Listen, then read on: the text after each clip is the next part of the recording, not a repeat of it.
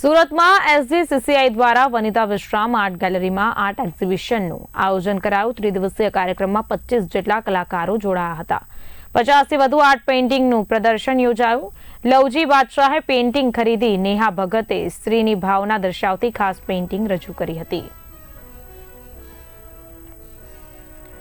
મહત્વનું છે કે લવજી બાદશાહે પેઇન્ટિંગ ખરીદી અને નેહા ભગતે સ્ત્રીની ભાવનાને દર્શાવતી ખાસ પેઇન્ટિંગ જે છે રજૂ કરી હતી। 50થી વધુ આર્ટ પેઇન્ટિંગનું પ્રદર્શન યોજવામાં આવ્યું હતું।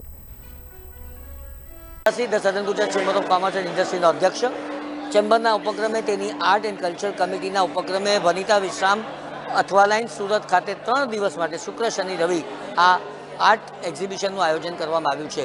સુરતના 25થી વધુ કલાકારોએ 50થી વધુ પેઇન્ટિંગ્સ તેમના પ્રદર્શિત કર્યા છે। તમારી દિવાલને ધબકતી રાખવી હોય, તમારી દિવાલને જીવંત કરવી હોય તો આ જે પિક્ચર છે તે ઉત્તમ તક છે તમને જોવા માટેની અને ખરીદવા માટેની। અને આ કલાકારોને પ્રોત્સાહન આપવા માટેનો અમારો આ પ્રયાસ છે, જેને આપ વધાવી લેશો। આ ઉપરાંત મુંબઈ, અમદાવાદમાં માર્ચની અંદર દિલ્હી વનિતા વિશ્રામ આર્ટ ગેલેરી ઉપરાંત સાર્વજનિક એજ્યુકેશન સોસાયટીના એમટીબી આર્ટ્સ કોલેજના કેમ્પસની અંદર ડુમ્મસના દરિયા કિનારે પણ આ મારા દ્વારા છે ને આ પેન્સિલ માં બનાવાયેલ છે। HB 2B આપણી જે ગ્રેફાઇટ પેન્સિલ હોય છે એ હિસાબે આ પેઇન્ટિંગ બનાવી છે। એનો સબ્જેક્ટ છે ઇંતજાર।